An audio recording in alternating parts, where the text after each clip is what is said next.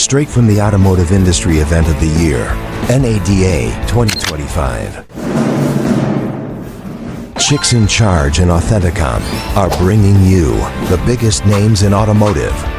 From industry disruptors to game-changing innovators, we're getting the inside scoop on what's next for the auto world. This is where leaders talk and the future takes shape.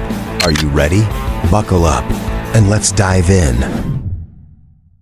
Welcome back to episode 3 of Chicks in Charge Automotive Edition, live at NADA at Authenticom's booth.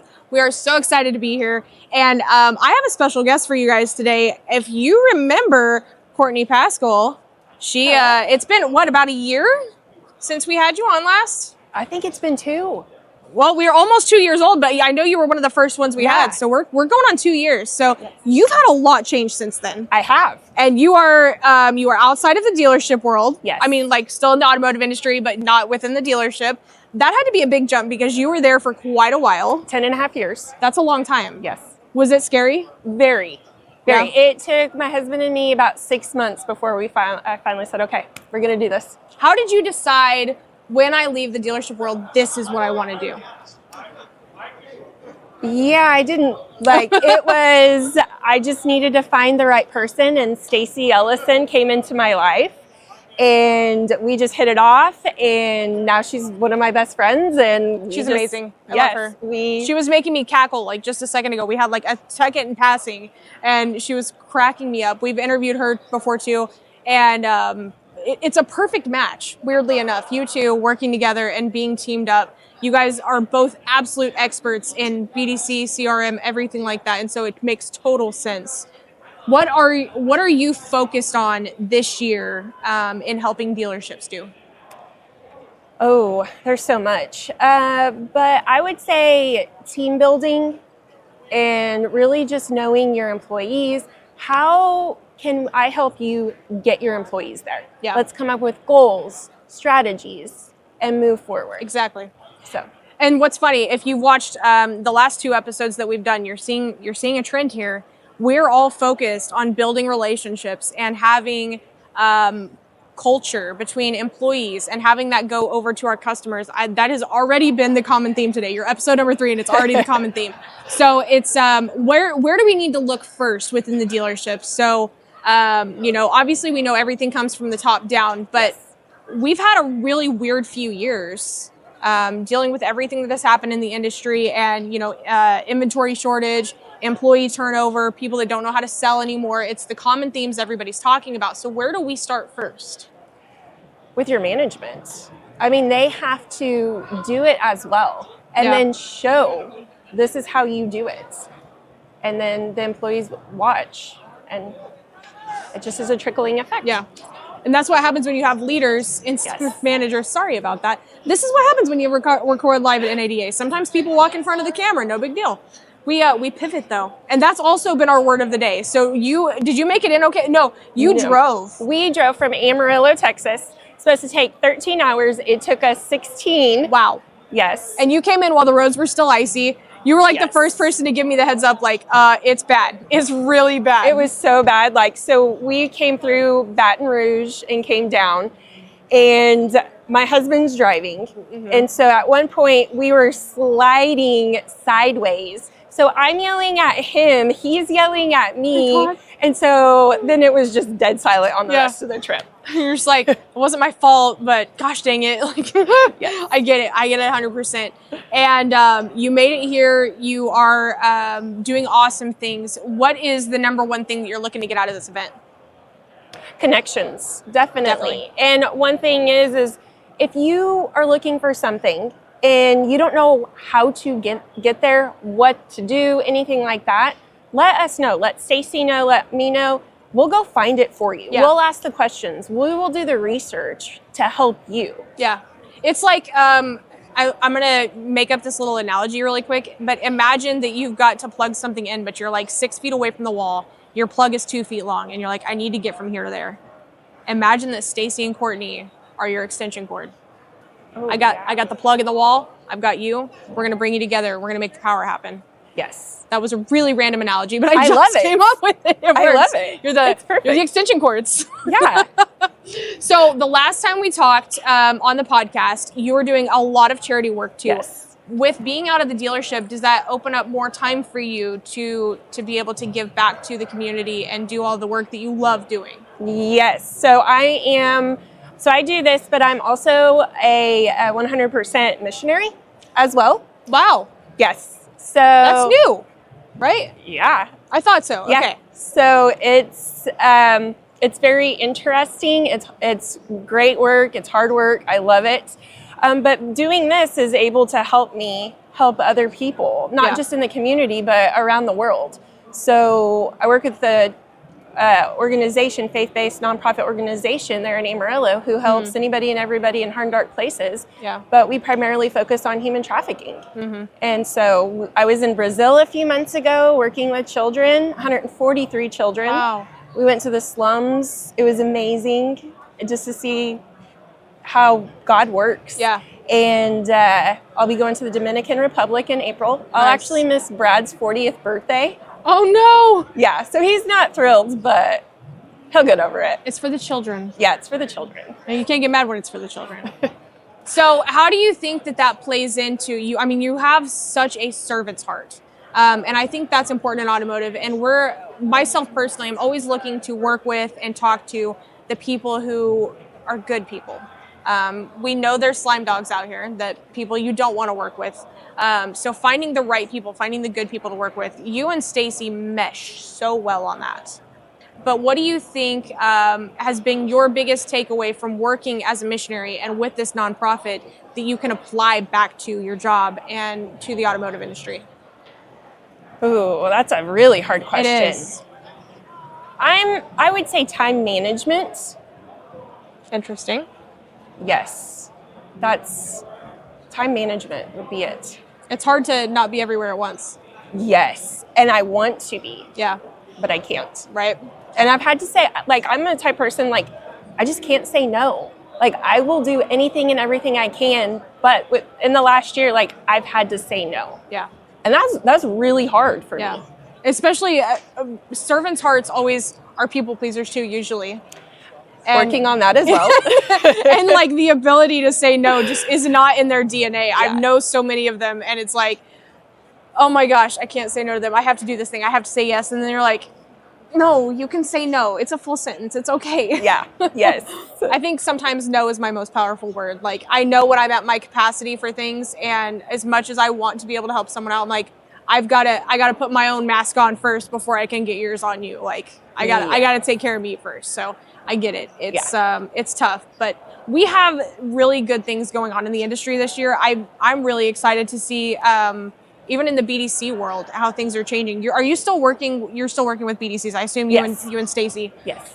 doing similar things. So in the BDC world, I know what I'm seeing on my end. What are you seeing on your end that's going to be kind of pivotal for BDC training or things that BDMs need to know about?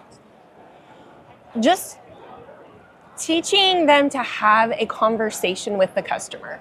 And Yes. that's really hard for some BDC agents to do, is just, hey, how are you doing today? Yeah. And just start that conversation instead of going straight in of, hey, do you want to buy this car or not? Right. It's like they don't know how to operate if they don't have a script in front of them. Yes. And it's like, just have a conversation with the customer. Yeah. And that's, it's funny. Obviously, you know what I do for a living. We've changed a lot of processes lately. And I was talking to Sean Armorer last night. I'm like, if I ever tell the public what I'm doing, I will probably get slammed by every BDC expert out there because it goes against everything they say to do. But it's working. It's working. We're being that customer focused and all of that stuff. And sometimes you just have to be the person to be like, I'm going to do the opposite of what everyone's telling me to do and see for Yes. shits and gigs how that works. Yep. And it all comes back to being customer focused and paying attention to the conversation and listening to what the customer says. And that's, like I said, that's the theme of what's going on here. And I think, the downside of the sessions here is they have to be submitted 8 to 12 months in advance. And so what was going on in the industry 8 to 12 months ago may not be relevant now. Yeah. And so we have to hope, are these dealers getting good knowledge here? And are they going to be armed to know how to take this back to their teams of let's be customer focused? Absolutely. And processes are different all over. So what's working in Amarillo, Texas isn't going to work in New York. Exactly. And vice versa. But a lot of people don't see it like that. Is, okay, you have to do it this way because it's working. How do we fix that? That's, you know what? That's a really good point. Like I think about, so we've both worked with dealerships across the country, and like we can look at like Southern California where they more commonly lease than purchase.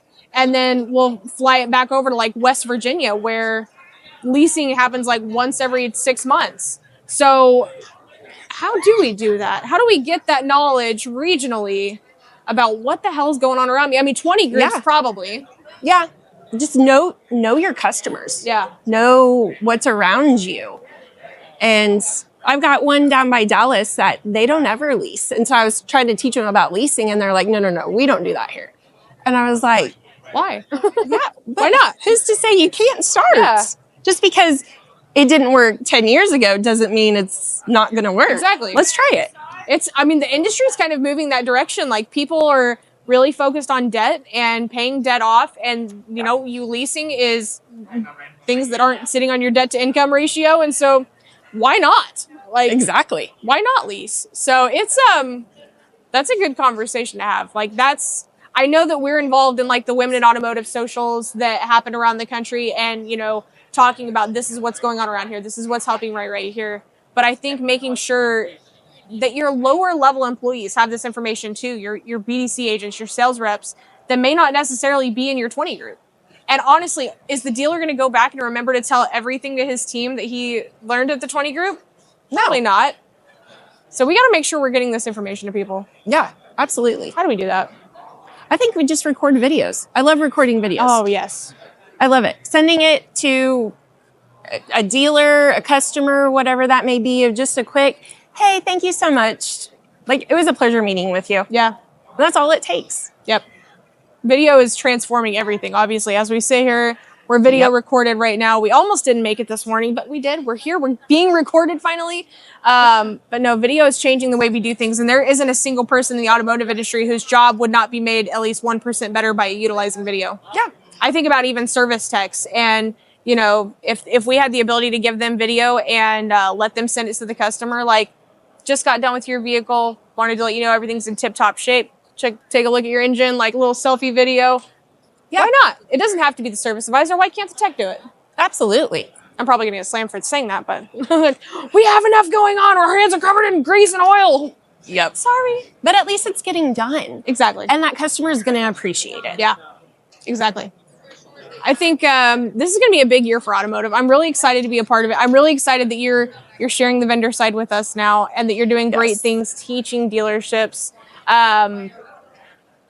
What would you say the last part of 2024, what was the biggest lesson you learned?